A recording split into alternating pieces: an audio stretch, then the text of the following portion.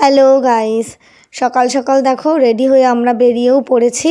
আর যাচ্ছে এই যে মামা বাড়ি, আর বোনের বিয়ে আছে কালকে, তাই একদিন আগেই বেরিয়ে পড়েছি। আর এই যে আমি দেখো কিছুই করিনি, জাস্ট একটা টিপ পরেছি আর লিপস্টিক, ব্যাগের মধ্যে সব কিছু গুছিয়ে নিয়েছি, ওখানে গিয়ে তারপরে সাজবো। এই যে দেখো হাফ রাস্তা চলেও এসেছি। আর আমার মামা বাড়ি যাওয়ার পথে না এই যে খড়িবেড়ি ভেরিটা পড়ে, ভীষণ ভাল লাগে আমার। এই যখন আমি ছোট ছিলাম না, এই ভেরিতে খুবই আসতাম ঘুরতে। এখন আর খুব একটা মামা বাড়ি আসাও হয় না, এর জন্য এখানে ঘোরাও হয় না। আর এই ভেরির এখানে আসলেই আমার কত স্মৃতি মনে পড়ে যায়, আমার বাবার সাথে কাটানো মুহূর্ত মনে পড়ে যায়। যখন আমার বাবা বেঁচে ছিল, তখন বাবা যখন মামাবাড়ি নিয়ে আসতো, বাইকে করে আসতাম তো বাবার সাথে, তখন বাবা এই ভেরির কাছে এসে একটু খানিকক্ষণ দাঁড়াতো, আমি বাবা অনেক গল্প করতাম এখানে। আর এখানে না একটু সন্ধে হওয়ার পরেই বিভিন্ন দোকানপত্র বসে যায় খাবারের, তো সবাই খাবার টাবার কেনে খায়। আর এখানে না এই জায়গাটা এতটাই সুন্দর, মানে কাপল ফটোশ্যুটও করা হয় এখানে, তো এত সুন্দর লাগছে দেখো। আর বিশেষ করে সকালবেলা তো ঠান্ডা ঠান্ডা হাওয়া দিচ্ছে, বেশ সুন্দর লাগছে এই জায়গাটা।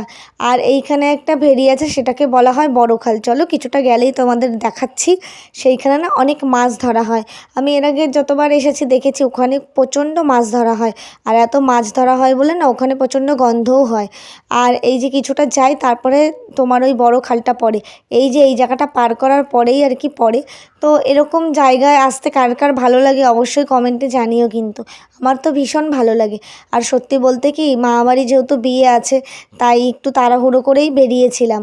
এই যে দেখো এই খালটাকে বলা হয় যে বড় খাল। আর এখান থেকেই মাছ টাছ ধরা হয়। আর এখান থেকে যাওয়ার সময় এত ব্যাড স্মেল আসছিল আর কি, পুরোটাই মাছের আষ্টে গন্ধ, তাই নাক চাপা দিয়ে আসতে হচ্ছিল।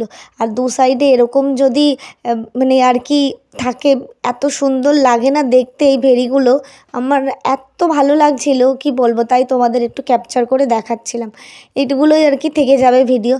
তো যেটা বলছিলাম তোমাদেরকে, মামাবাড়ি বিয়ে বলে একদিন আগে যাচ্ছি, আর বেশি দিন আগে যাইনি, কারণ আমাদের ওখানে যেহেতু নাম সংকীর্তন চলছে তাই। আর আজকে ছিল নাম সংকীর্তনের শেষ দিন, আজকে তাও চলে এসেছি, কি করব। আর মামার মেয়ের বিয়ে বলে কথা, বেশি লেট করে তো আর যাওয়া যায় না। আর এমনিতেও আজকে শরীরটা ভালো ছিল না, তাই কোনো রকম সেজেই বেরিয়ে পড়েছি।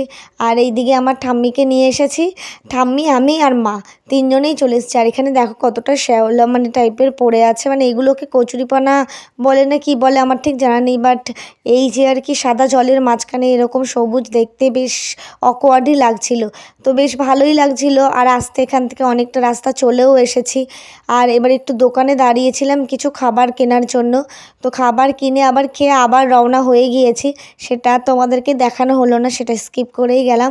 তো চলো এই যে চলেও এসেছি মামাবাড়ি। আর এই যে পুচকুলি, এটা হচ্ছে আমার এক বোনের মেয়ে, মাস্তুতো বোনের মেয়ে আর কি, ওর সাথে এখন খেলতে হবে, আর ভিডিও করা যাবে না। চলো টাটা তাহলে, আজকের ভিডিওটা এই পর্যন্তই। তোমাদের যদি ভালো লেগে থাকে অবশ্যই